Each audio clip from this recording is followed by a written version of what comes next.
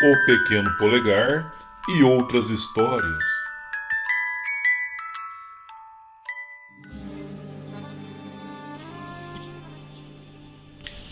O Pequeno Polegar. Era uma vez um lenhador que vivia com sua esposa numa vastíssima floresta, onde, ao cair da noite, ninguém se aventurava a passar, por ser a mesma infestada de feras. O casal tinha 7 filhos e, como era muito pobre, lutava com dificuldades para sustentá-los, porque nenhum deles ainda podia ajudá-los. O mais novo era muito pequeno, quase não falava. Era tão pequenino mesmo que, quando veio ao mundo, o apelidaram de o Pequeno Polegar. Esta criança era o costas largas da casa. De tudo o que aparecia mal feito, punham-lhe a culpa. Era o mais inteligente de todos, pois, se falava pouco, em compensação, ouvia muito. Houve uma época de tanta fome e tanta miséria que os pobres pais resolveram, com a alma dilacerada, desfazer-se dos filhos, por não terem nem um bocadinho de pão para lhes dar. Certa noite, sentado em frente da lareira com sua esposa, o lenhador disse: "Bem vê, querida, que não podemos mais sustentar os nossos filhos. Por isso, resolvi levá-los amanhã para a floresta, e enquanto eles brincam, inocentemente, fugirei sem que me vejam. Eles, por certo, encontrarão alguém que os fará mais felizes." "Ah!" exclamou a mulher. "Terá você coragem para uma coisa dessas?" O marido fez-lhe ver a situação, mas ela não queria consentir. Era pobre, mas era mãe. Pensando, porém, como sofreria se os visse morrer de fome, resignou-se. Foi deitar e chorou a noite toda. O Pequeno Polegar, que se tinha metido debaixo do banco onde o pai se sentara, ouviu tudo, e quando foi para a cama, não dormiu para pensar no que devia fazer. Levantou-se pela madrugada e foi à beira do regato que atravessava a floresta. Encheu os bolsos de pedrinhas e voltou para casa. De manhã, saíram com o pai para a floresta, e enquanto o lenhador trabalhava, os pequenos apanhavam cipós para fazer feixes. O pai, vendo-os entretidos, foi se afastando pouco a pouco, com o coração despedaçado. As crianças, ao perceberem a ausência do pai, puseram-se a chorar. Só o Pequeno Polegar não chorou, porque sabia o caminho certo a seguir, pois o tinha marcado de distância em distância com as pedrinhas que apanhara no regato.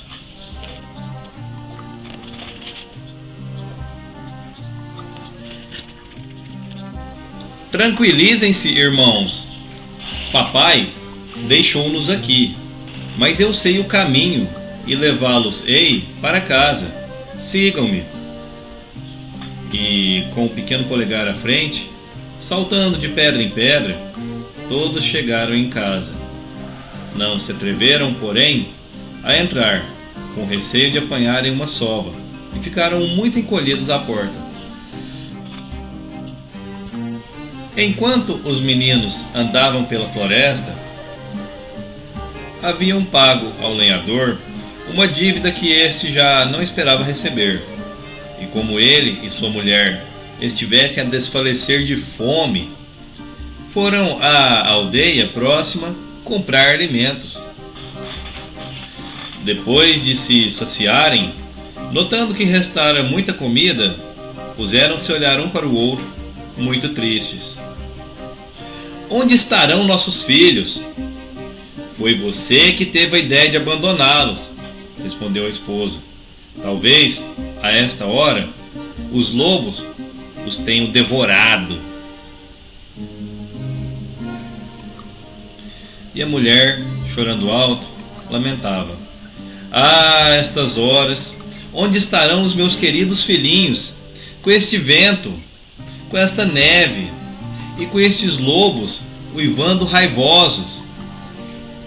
Os meninos, ouvindo as lamentações da mãe, abriram a porta, entraram cobertinhos de neve e disseram: aqui estamos.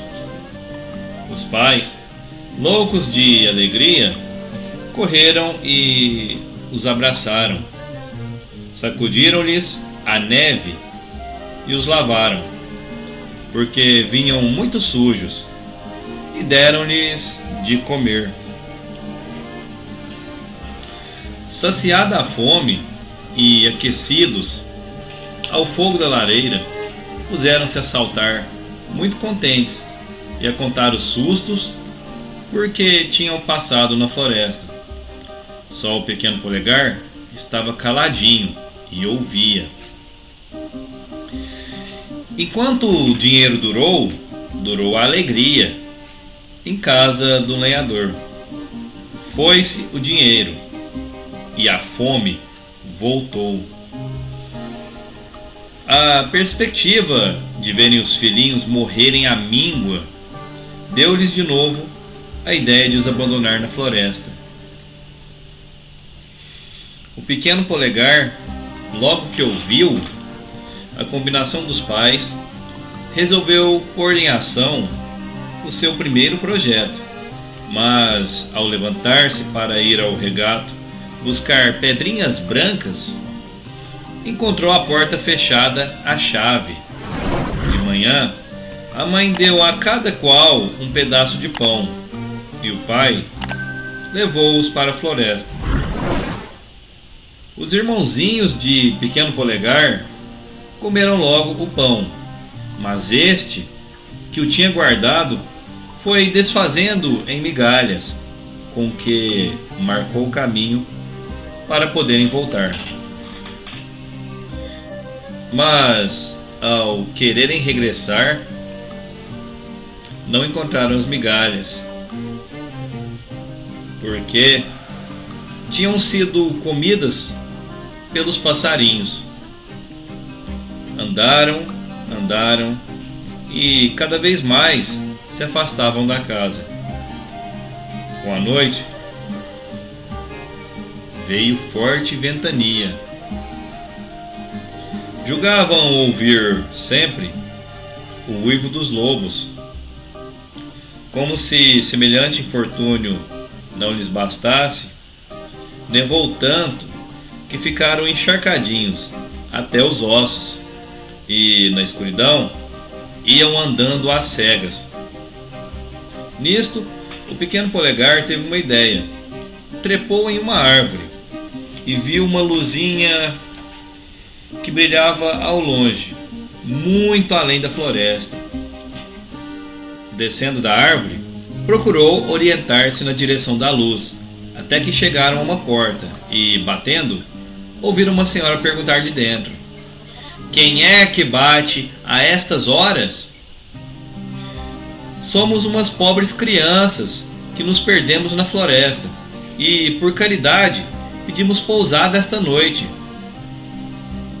Da melhor vontade, disse a mulher, abrindo a porta. Mas o gigante, meu marido, que está para chegar, é capaz de os comer. Ai, senhora, disse o pequeno Polegar, ajude-nos de qualquer maneira. A mulher do gigante levou-os para junto de um grande fogo que ardia sobre uma chaminé, onde, suspensa por grossos e compridos espetos, estava assando uma vitela inteira para a ceia do gigante. Aqueceu-os e deu-lhes de comer. Quando os meninos começaram a sentir-se reconfortados, ouviram assustados bater na porta 3 grandes argoladas. A boa mulher apressadamente escondeu-os debaixo da cama e foi abrir a porta. O gigante, com voz de trovão, que fez os meninos encolherem-se de susto, perguntou se a ceia já estava pronta. Como a esposa lhe respondesse que sim, sentou-se à mesa, onde lhe serviu a vitela, um pão de 15 quilos e um barril de vinho. O gigante, tendo na mão a faca e o garfo, que mais parecia uma grande espada e uma forquilha, voltava-se para um lado, para o outro lado, abria e fechava as narinas, que pareciam 2 foles de ferreiro. Por fim disse: "Sinto cheiro de carne fresca." "Talvez seja este cordeiro", respondeu a mulher. "É carne humana que cheira." E dizendo isto, levantou-se e foi direto à cama. "Oh, aqui estão estes cabritinhos. Vem em boa hora, porque espero a visita de uns amigos." Então agarrou os meninos um por um pelo pescoço, tirando-os debaixo da cama e deitando-os para o lado. Os pobrezinhos, aterrados, nem podiam falar. Deitaram-se aos seus pés, levantando para eles os olhos cheios de lágrimas. O gigante, porém, lambendo os beiços, só de pensar no petisco que o esperava, disse à esposa: "Quero-os assados com molho de manteiga." E tinha já pegado um menino quando a esposa lhe disse: "Que vai fazer esta hora? Você deve estar fraco. Será melhor cear primeiro." "Cale-se, quero-os já." "Mas temos tanta carne que é capaz de se estragar." E abrindo a porta de uma grande despensa, mostrou-lhe uma vaca, um porco e um carneiro. "Tem razão, ainda temos mantimentos para amanhã. Mas dê-lhes de comer para que não emagreçam e mande-os deitar." A boa senhora ficou muito satisfeita e foi dar-lhes de comer, mas os pequeninos, aterrorizados, não podiam engolir sequer uma migalha de pão. O gigante voltou a sentar-se à mesa e, como estava contente por poder oferecer aos seus amigos um bom cozido, bebeu litros e mais litros de vinho, que o obrigou a se recolher à cama mais cedo. Ficou bem tonto o gigante. Assim que ouviu os roncos do gigante, o pequeno polegar deslizou da cama e, às apalpadelas, descobriu uma pequena abertura na parede, que mal dava passagem para o corpo de um menino. Acordou os irmãos e, silenciosamente, abandonaram o quarto que lhe servia de prisão. Por volta da meia-noite, o gigante acordou e arrependeu-se de ter deixado para o dia seguinte o que já devia ter feito. Saltou da cama e disse, mostrando os dentes, numa horrível careta que pretendia ser um sorriso: "Vamos ver se os nossos hóspedes dormem bem." E, silenciosamente, subiu ao quarto dos meninos. Como era de esperar, ficou furioso ao ver-se logrado. Encolerizando-se, gritou com seu vozeirão: conseguiram fugir, mas eles me pagarão!